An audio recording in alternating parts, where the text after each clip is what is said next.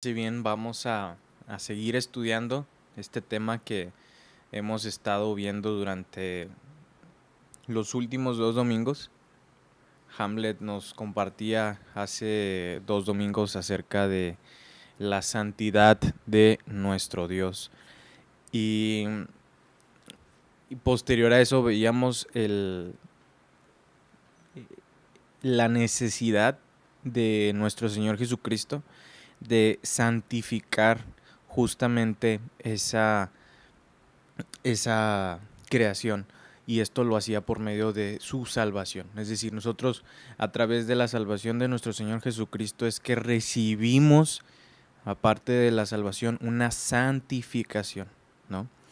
Y para ponernos un poquito en contexto, el tema del día de hoy es llamados a vivir santamente. Es decir, nuestros últimos 2 domingos, junto con hemos estado hablando acerca de la santidad y tuvimos 2 aplicaciones. El primero fue un Dios santo, lo que es un Dios santo, lo que representa un Dios santo.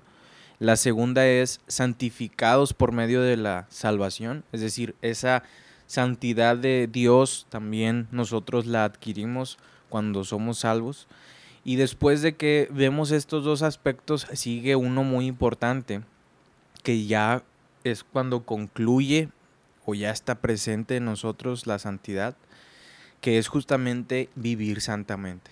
Y este mensaje me, me tocó compartirlo a ustedes acerca de llamados a vivir santamente. Ese es el título de esta predicación. Y como contexto, para nosotros entender un poquito más de lo que vamos a estar viendo acerca de vivir santamente, me gustaría que reflexionáramos y trajéramos a la memoria del contexto, de manera contexto, lo que estuvimos viendo los últimos 2 domingos. La realidad de todas las cosas es que tenemos un Dios santo, y esto lo veíamos, me acuerdo mucho, es muy impresionante lo que se compartía hace 2 domingos con Hamlet, el estar Isaías, perdón, en el templo y estar ahí cerca de él y tener que experimentar todas esas eh, ejemplificaciones de santidad. No podía tocar esto, tantas cosas que él veía que se maravillaba, que justamente, como les decía, eran reflejos de la santidad de Dios en su templo. Y esta es justamente una de las cosas que más nos debe de impactar en la vida, y de las cosas que más debemos de tener nosotros claras, es que así como Dios es amor, lo podemos ver en la primera carta de Juan y lo podemos ver en algunos otros versículos del Nuevo Testamento. Dice la Biblia: Dios es amor y Dios ama y Dios nos amó. Y a veces podemos confundir con que Dios tiene la acción de amar, es decir, Él decide amar. No, eso no es cierto. Dios es amor, es decir, en su esencia Él es amor, ¿no? No el amor es Dios, ni Dios puede amar, no. Dios lo comprende el amor, es decir, en Él hay amor y Él es la gran ejemplificación del amor. De esa misma manera, Dios es santo. Es decir, no es que Dios al hacer algo es santo, no. Dios por naturaleza es santo, y eso lo veíamos hace 2 domingos. Y para poder entender un poquito más este concepto, Primera de Samuel, capítulo 2, versículo 2, es un versículo que me gusta demasiado, que nos muestra lo que les acabo de comentar ahorita acerca de la santidad de nuestro Dios. Dice Primera de Samuel 2:2: nadie es santo como tú, Señor. Nadie es santo como tú, Señor. Y esta palabra nadie me recuerda mucho a cuando yo estaba con mi mamá y le decía: oye, madre, ¿qué voy a comer? ¿Qué vamos a comer? Y me decía: comida. Y ella descartaba muchísimas cosas, o más bien ella abarcaba muchísimas posibilidades, y yo no sabía entre tantas cosas qué podía ser lo de la comida, porque mi mamá nada más me dijo comida, ¿no? Y puedo comer cualquier cosa y yo ya no sé, pues, qué va a hacer mi mamá de comer, ¿no? Abarcaba demasiadas cosas que yo no podía entender. También me pasaba mucho con mi papá, que le decía, oye, padre, es que todos están diciendo esto. Y me acuerdo que mi papá nos decía mucho que exagerábamos y me decía, ¿cómo que todos? O sea, ¿quiénes son todos? No, pues tal persona y tal persona y tal persona. Ah, bueno, ellos no son todos, solamente son 3 personas, ¿no? Y eso corrigiéndome él a mí acerca de mi uso de la palabra todo. En este caso dice Samuel, nadie es como tú, Señor. Nadie. Y esto es algo sorprendente y que nos debe de quedar bien en claro, que no hay nadie, no hay nada comparado con nuestro Dios. No hay nadie que se le asemeje a esa santidad que Él tiene, porque solamente Él es santo. Dice, nadie protege como tú, Dios nuestro, nadie hay fuera de ti, nadie es santo como tú, Señor. Y esta es una realidad muy, muy importante en nuestras vidas, que santo como nuestro Dios no hay nadie, ¿no? Y eso lo veíamos hace 2 domingos. Justamente después de pensar esto acerca de la santidad de nuestro Dios y lo grande y único que es, nos lleva a pensar en que necesita coherentemente Dios el que su creación o su pueblo, en este caso en el Antiguo Testamento, también fuera santo. Y hemos escuchado demasiadas veces qué es santidad, qué significa. Habla acerca de la separación de algo para el uso de algo o de alguien, en este caso Dios, ¿no? Somos santos porque estamos separados para Dios, estamos separados para su servicio. Y de esa misma manera en la que Dios es santo, Él busca justamente santificar a su pueblo.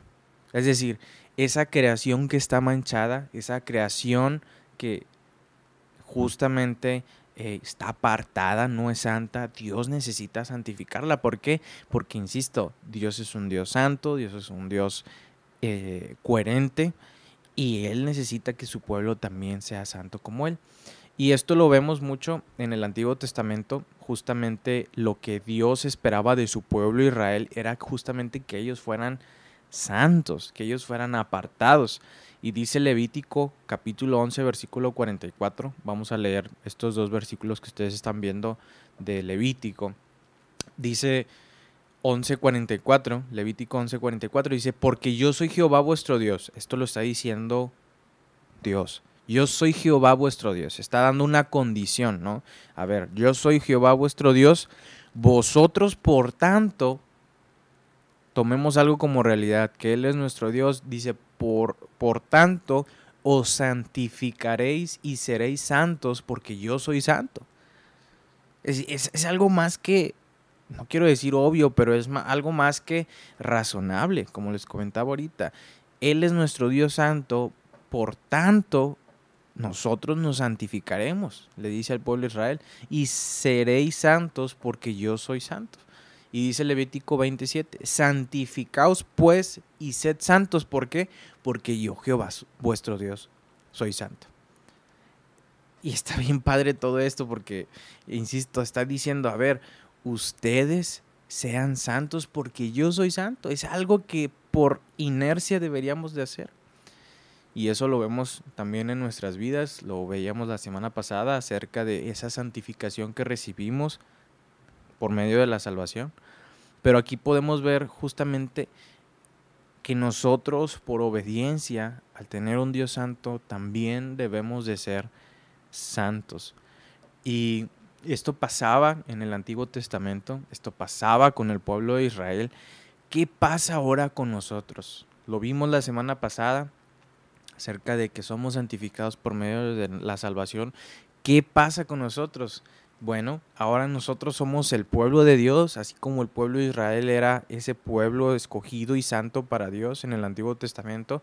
Nosotros ahora somos ese pueblo y dice Primera de Pedro, capítulo 2, versículo 9 y 10, dice, mas vosotros sois linaje escogido, real sacerdocio, nación santa.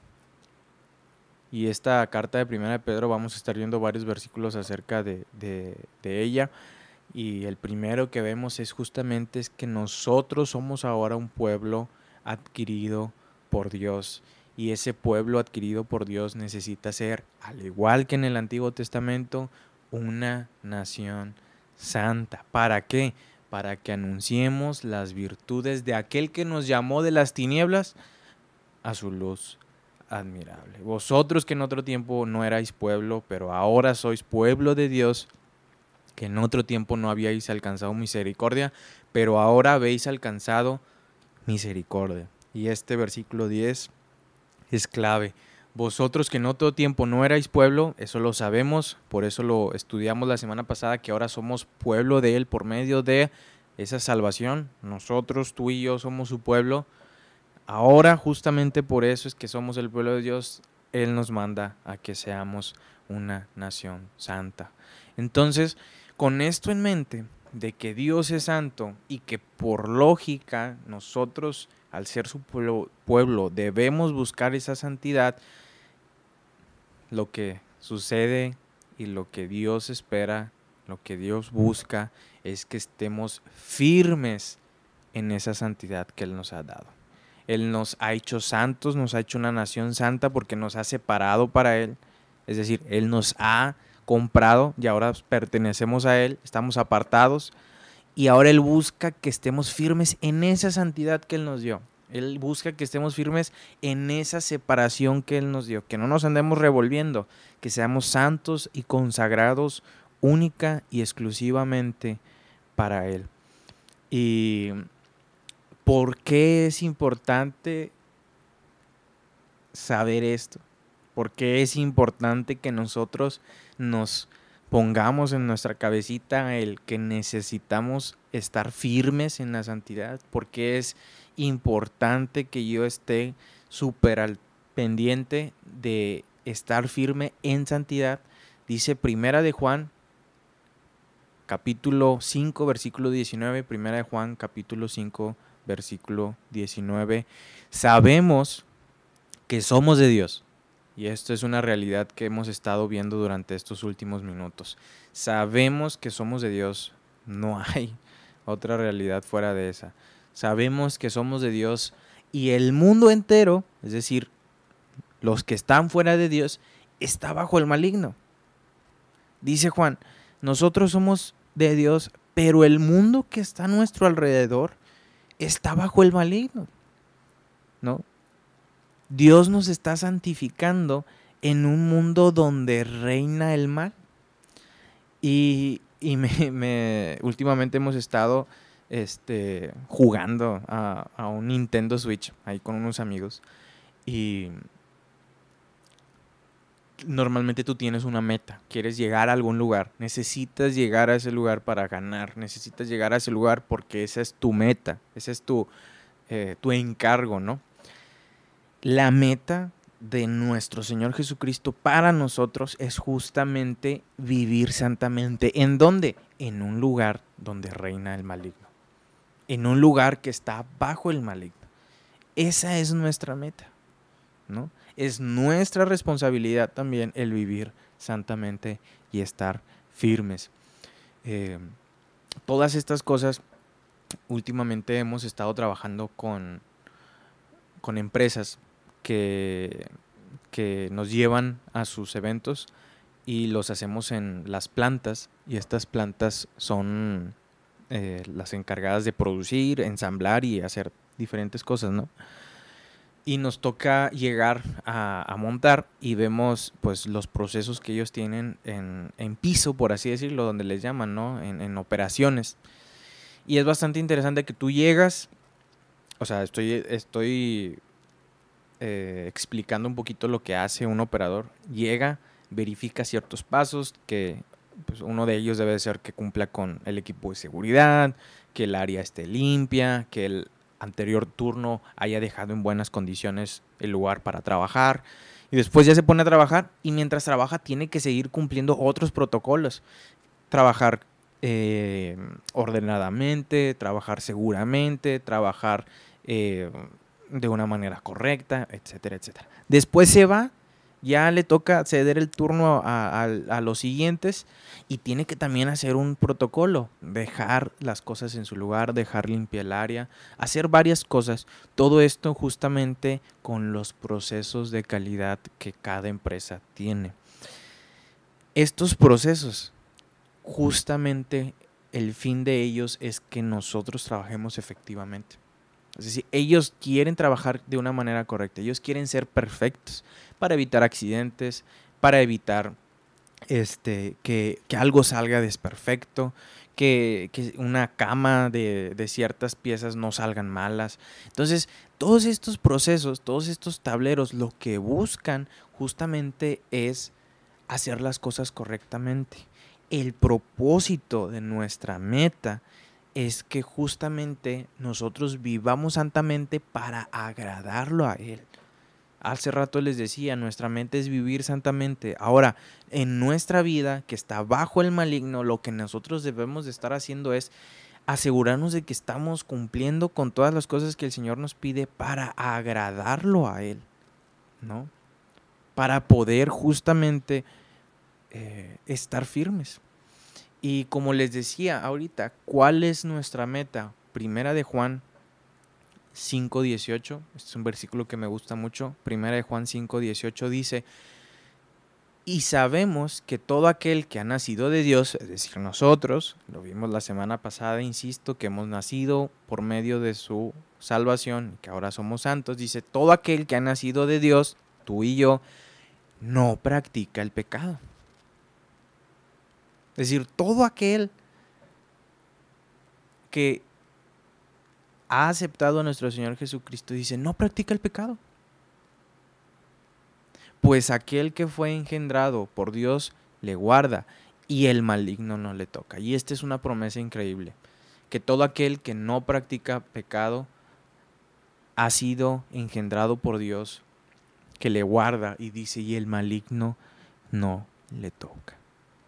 Y esto es algo increíble, honestamente, el poder nosotros saber, en nosotros poder estar seguros de que aparte de que nosotros es una responsabilidad el estar firmes, Dios nos da la promesa de que el maligno no nos toca y que por inercia no practicamos el pecado. Entonces Dios busca que estemos firmes en esa santidad.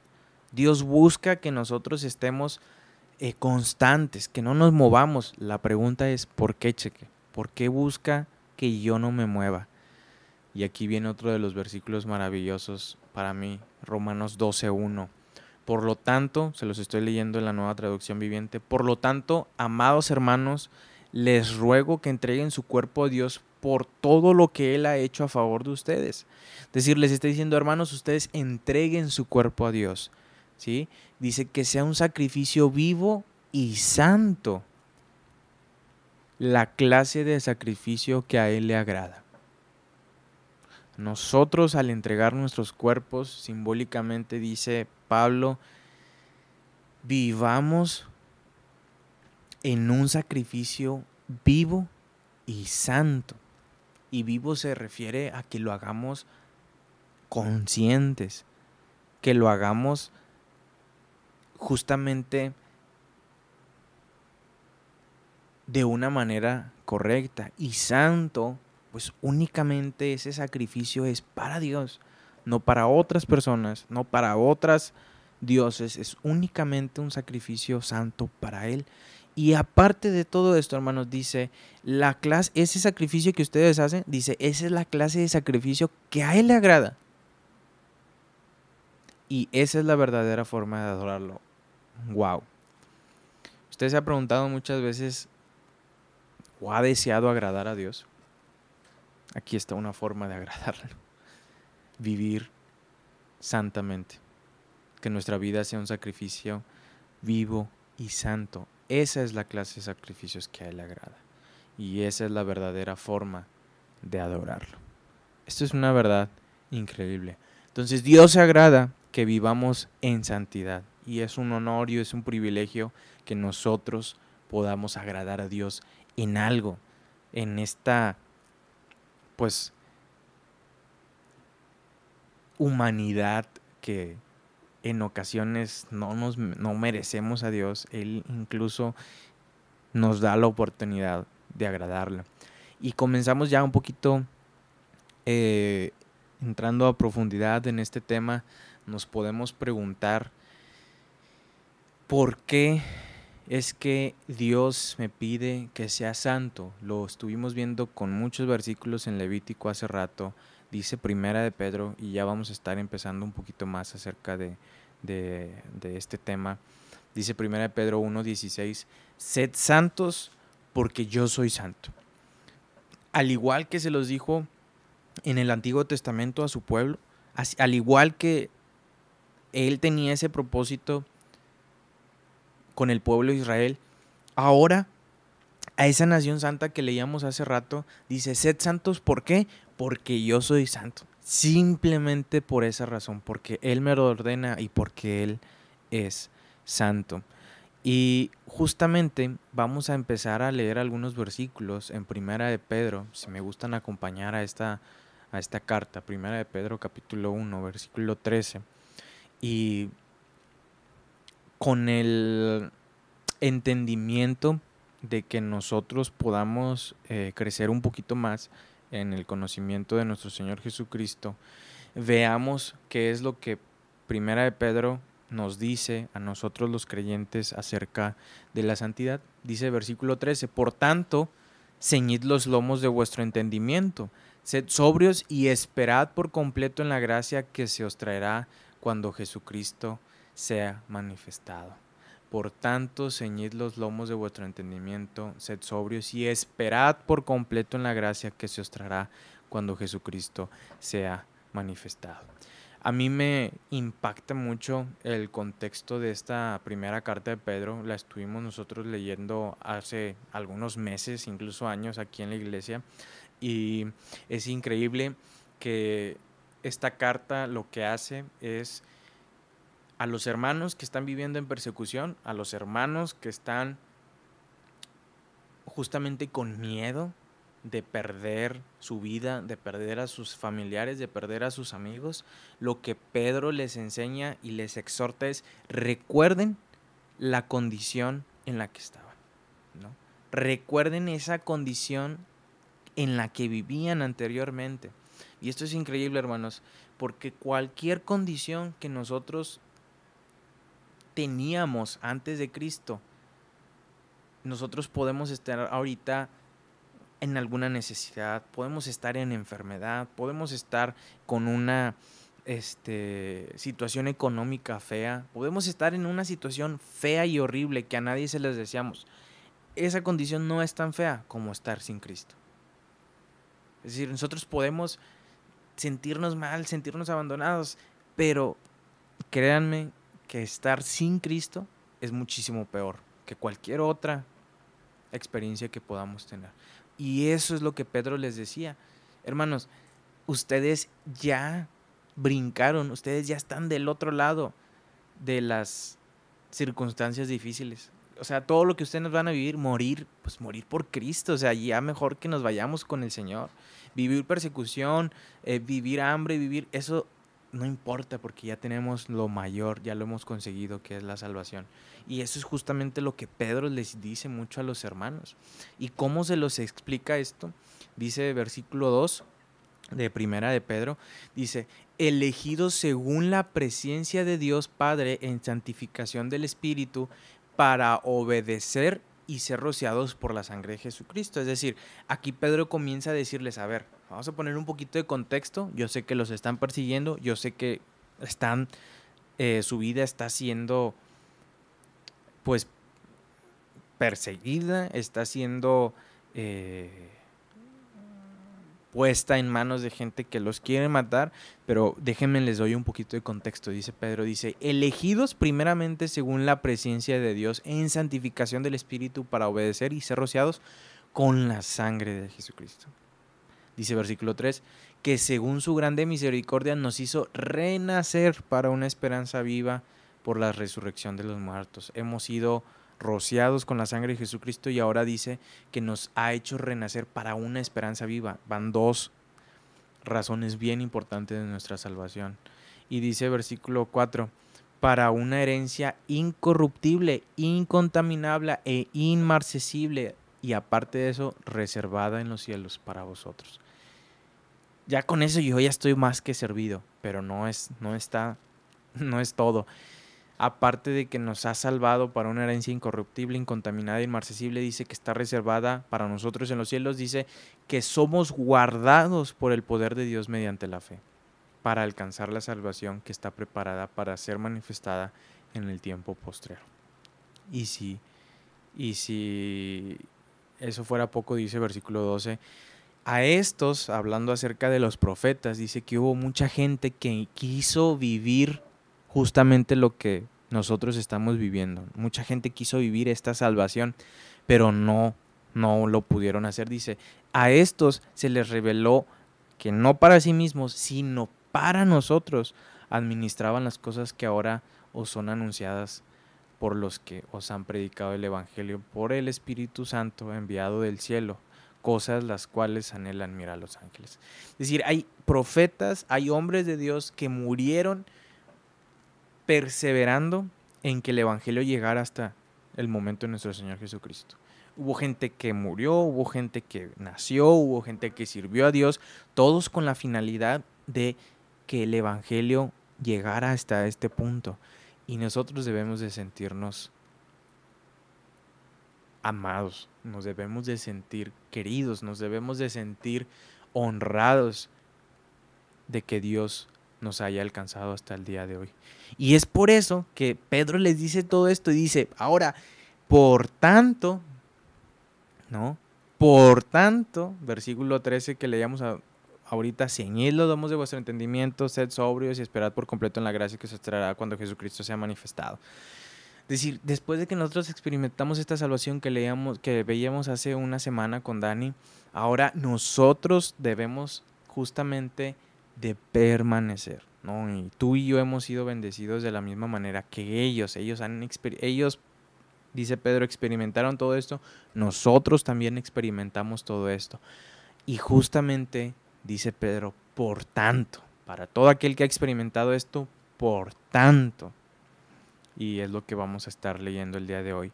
5 exhortaciones para vivir santamente. Y la pregunta con la que me gustaría iniciar es ¿cómo podemos estar firmes? ¿Cómo podemos estar firmes? Es la pregunta que me gustaría que nos hiciéramos el día de hoy. La primera exhortación que vemos aquí en estos versículos que vamos a estar leyendo del 13 al 16 de Primera de Pedro 1 son las siguientes. La primera es ceñid los lomos de vuestro entendimiento.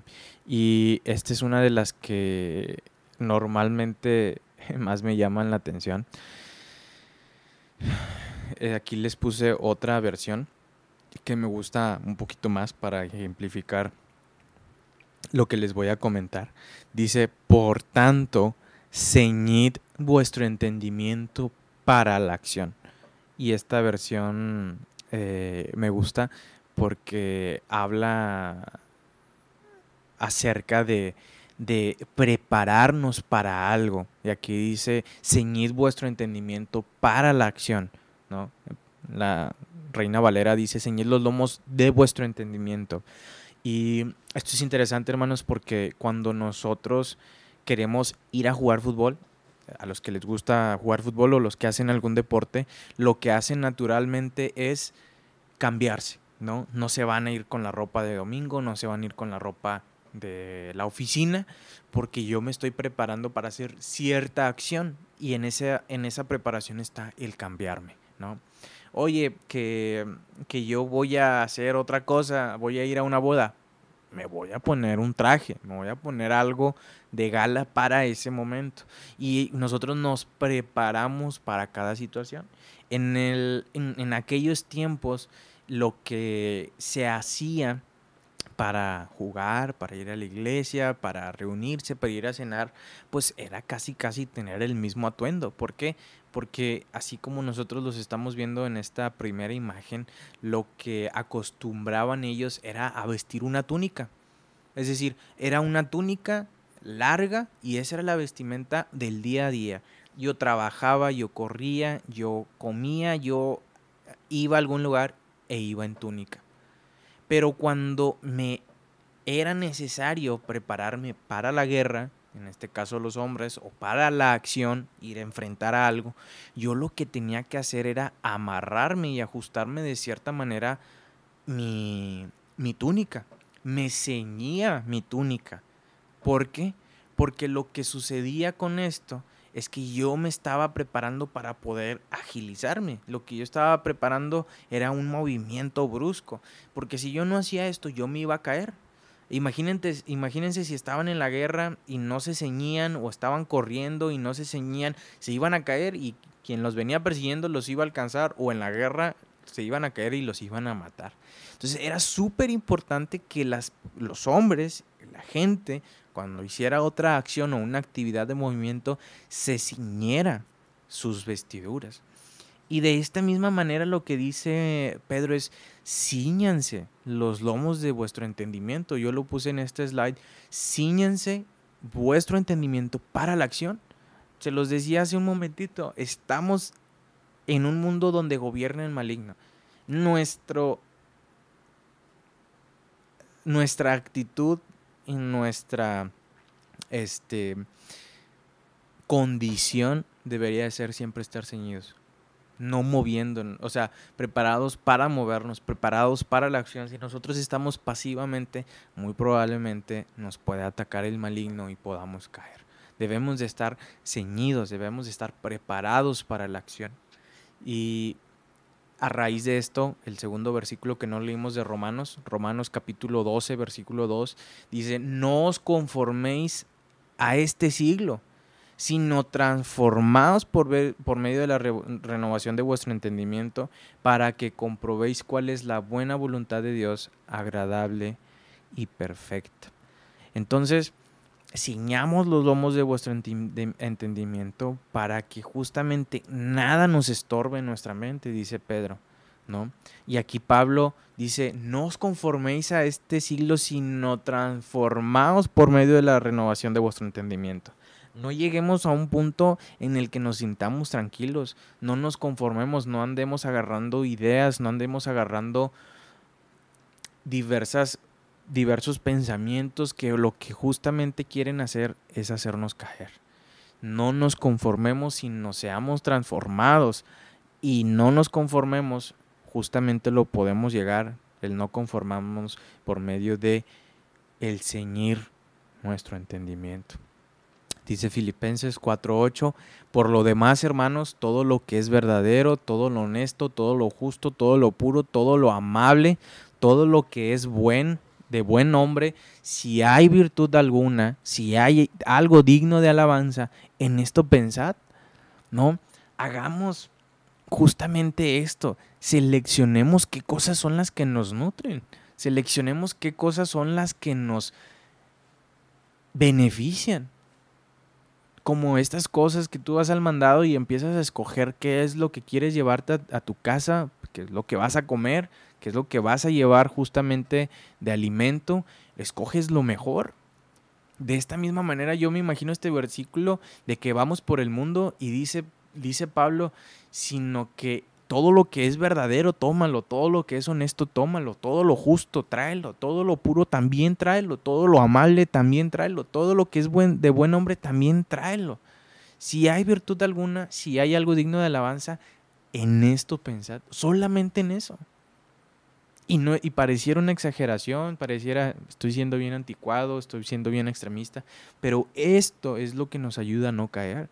Pensar en estas cosas, ceñir vuestro entendimiento, no conformarnos al pensamiento de este siglo. Y ese es el primer punto: ceñid los lomos de vuestro entendimiento. El segundo es justamente el de sed sobrios, ¿no? Y pues este versículo justamente me recuerda a muchas cosas. Una de ellas es que lo estaba leyendo más de 5 veces la palabra sobrio está escrita en esta carta. La encontramos más de 5 veces. Y cuando nosotros no somos sobrios, cuando nosotros no estamos en control de nuestra propia conducta, somos una persona que se está moviendo de allá para acá. Somos una persona que está intoxicada. Normalmente lo ejemplificamos mucho con el tema del alcohol. Cuando uno está ebrio no puede controlarse a sí mismo, ni a sí mismo se puede controlar ni a los demás. Anda de allá para acá sin poder estar en un lugar fijo. Dice Pedro, sed sobrios. Es decir, tengan control de lo que ustedes hacen, ¿no? Y no actúen con sus emociones, ¿no? Me da mucho de qué pensar este versículo, primera de Pedro 5:8. Sed sobrios y velad, porque vuestro adversario el diablo, como león rugiente, anda alrededor buscando a quien devorar. Y es algo tan impactante que dice, sed sobrios y velad, porque vuestro adversario el diablo, lo que leíamos de donde estamos en este mundo, dice, vuestro adversario el diablo anda como león rugiente a nuestro alrededor buscando a quien devorar. Y un león, ustedes los han visto esos videos, no está acariciando a sus presas, no está jugando con ellas, las quiere devorar, las quiere destruir. Y dice Pedro, de esa misma manera el diablo anda acechándolos como león rugiente, intentando devorarlos. Y si nosotros no somos sobrios y velamos, a lo mejor veremos más adelante este tema de velar, pero si nosotros no somos sobrios y no velamos y estamos al pendiente, vamos a ser devorados. Debemos de estar justamente firmes en esto. Y me recuerda tanto lo que vivieron los discípulos en aquel entonces con Jesús. Y me es bastante interesante que cuando Pedro habla acerca de todas las cosas aquí en Primera de Pedro que él escribe, podemos ver muchas veces que él exhorta, que las exhortaciones que él da son cosas que él vivió, ¿no? Son cosas que él experimentó y que muchas veces la regó. Es decir, él a veces metió la pata, a veces cometió algún error y justamente a raíz de ese aprendizaje es que él llama la atención a sus remitentes y les dice, en este caso, sed sobrios y velad. Justamente uno de los evangelios nos habla acerca de esto y es Mateo. En una de las ocasiones que tuvo Jesús una interacción con sus discípulos, dice que cuando estaban en el aposento alto, en el aposento alto no, cuando estaban sobre el momento en el que ellos iban a casi a punto de entregar a Jesús, Mateo 26, versículo 36, entonces llegó Jesús con ellos a un lugar que se llamaba Getsemaní y dijo a sus discípulos, Jesús, sentaos aquí entre tanto que voy allí y oro. Y tomando a Pedro, justamente Pedro, este hombre que está escribiendo esta carta, dice, tomó a Pedro y a los dos hijos de Zebedeo, comenzó a entristecerse y a angustiarse de gran manera. Entonces Jesús les dijo, mi alma está muy triste hasta la muerte, quedaos aquí y velad conmigo. Jesús está triste, Jesús está preocupado, su alma está entristecida y él necesita que alguien esté con él. Él necesita que sus discípulos lo acompañen. Y dice versículo 39, yendo un poco adelante, se postró sobre su rostro, orando y diciendo, Padre mío, si es posible, pase de mí esta copa, pero no sea como yo quiero, sino como tú. Estas fueron las palabras que Jesús, en su angustia, en su tristeza, le decía al Padre, Y después de todo esto, dice versículo 40, dice, vino a sus discípulos y les halló durmiendo. Es decir, Jesús les había dicho, quédense aquí conmigo 1 hora, no me voy a tardar. ¿Y qué sucede cuando Jesús se va y ora? Dice que regresa y los halla durmiendo y le dice a Pedro, ¿así que no habéis podido velar conmigo 1 hora? Imagínense este regaño increíble de parte de Jesús. No pudieron acompañarme velando y orando 1 hora. Y la lección que me gusta sacar de esta historia es, velad y orad, dice Jesús, para que no entréis en tentación. El espíritu a la verdad está dispuesto, pero la carne es débil. La carne es débil, hermanos. Así como el mismísimo Jesús a sus discípulos, aquellos a quien él amaba, y los discípulos a quien amaban a su Señor, no pudieron estar atentos 1 sola hora. La exhortación de Jesús, velad y orar, para que no entren en tentación. De esa misma manera, esa reflexión me gustaría que nosotros la tuviéramos. Velemos y oremos para no entrar en tentación, porque la carne es débil. Nuestro espíritu puede estar dispuesto, pero la carne es débil. Y nosotros, junto con esta exhortación que leíamos, sed sobrios y velad, porque vuestro adversario el diablo, como león rugiente, anda alrededor buscando a quien devorar. La tercera lección es esperad por completo en la gracia. Y esta lección número 3 para mí es una también de las que más me llama la atención, porque creo que es de las que menos ponemos en práctica. En ocasiones las promesas que Dios nos da en su palabra las podemos recordar todos los días, podemos estar leyendo acerca de ellas, pero ¿cuántas veces nos hemos puesto a pensar en la esperanza que tenemos? ¿No? ¿Cuántas veces digo, híjoles, me estoy levantando, pero espero por completo en esa gracia que se va a hacer manifestada? Ansío que regrese nuestro Señor Jesucristo. Estoy esperando en Él. Y esto de esperar justamente lo que hace y genera en nosotros es que nuestro pensamiento y nuestro ser esté justamente en sintonía con Él. Es decir, yo me acuerdo mucho cuando una vez viajamos a Chiapas y hicimos casi 34 horas. Yo me acuerdo que mi primo Tuti, que lleva de 7 años, no habíamos ni salido de Monterrey y decía, oye, ya vamos a llegar. Y llegamos a San Luis, ya vamos a llegar. Y llegamos a Pachuca y ya vamos a llegar. Y llegamos a Puebla y ya vamos a llegar. Y llegamos a Veracruz y ya vamos a llegar. Y llegamos a Oaxaca y ya vamos a llegar. Y llegamos a los inicios de Chiapas y ya vamos a llegar. Él estaba esperando justamente por completo en llegar a Chiapas. Él tenía su pensamiento, él quería ya bajarse del autobús y estar en Chiapas. Todo él comía, dormía, soñaba, yo estoy casi seguro en que ya quería llegar a Chiapas. Él esperaba por completo en ese destino. Dice Pedro, esperen por completo en la gracia. Es algo bien importante, esperemos. Busquemos siempre que nuestra línea de pensamiento sea, quiero que el Señor venga, quiero que sea manifestado Él. Porque justamente eso nos ayuda también a vivir santamente. Y dice 1 Juan 3:3, amados, ahora somos hijos de Dios y aún no se ha manifestado lo que hemos de ser, pero sabemos que cuando Él se manifieste seremos semejantes a Él, porque le veremos tal como es.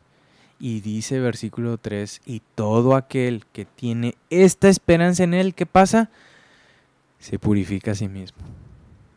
Aquel que espera justamente en verlo tal como Él es, en ser semejante a Él, en verlo cara a cara, aquel que está esperando eso, todo aquel que tiene esa esperanza, dice, se purifica a sí mismo, justamente así como Él es puro. ¿Se acuerdan lo que veíamos hace rato?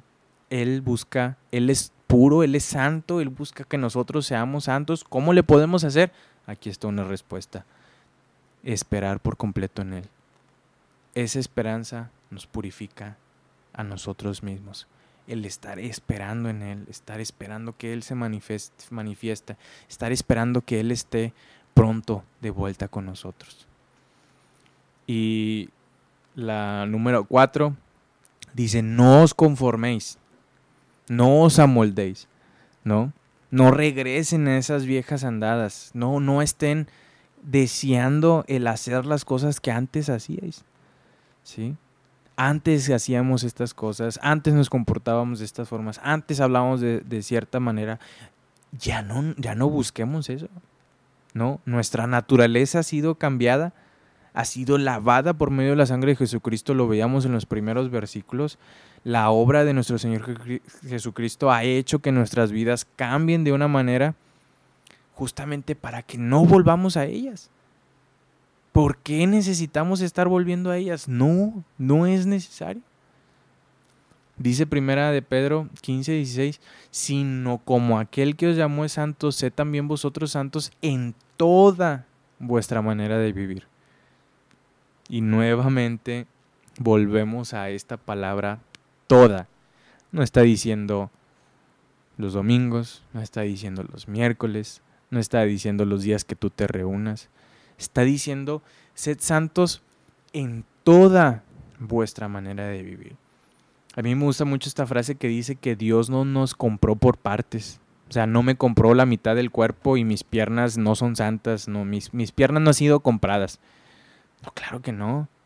O no, Dios nada más me compró de la mitad del cuerpo para abajo, porque por arriba, no, se ve que no. Dios te compró por completo, por todos los días del año, por todos los días de aquí hasta que nosotros estemos en esta tierra. Por eso nosotros seamos santos en toda nuestra manera de vivir. ¿Por qué? ¿Por qué debo de ser santo en toda mi manera de vivir? Porque escrito está, sed santo porque yo soy santo. Y esta es la última exhortación. Sed santo porque yo soy santo. Y lo hemos visto en muchas ocasiones, lo hemos estado meditando. Nosotros, tú y yo, le pertenecemos de una manera exclusiva a Dios. Tú y yo somos apartados para Él porque Él nos ha comprado. Lo leíamos y lo veíamos en la primera predicación de Ham. Esa santidad que Dios tiene también la busca de nosotros y Él está interesado en que nosotros perseveremos en ella, que nosotros permanezcamos de manera exclusiva a Dios en toda nuestra manera de vivir. ¿Por qué? Porque yo soy Jehová vuestro Dios. Vosotros, por tanto, os santificaréis. Por esa sencilla razón, porque yo soy santo, ustedes también son santos. Dios nos podría fulminar en este momento, hermanos. Dios nos podría acabar. Pero Él prefirió amarnos. Él prefirió comprarnos. Él prefirió lavarnos. Y lo único que debemos de hacer el día de hoy es ser santo, porque Él es santo. Vivamos con esta esperanza en Él, ¿no? Perseverando justamente en su santidad.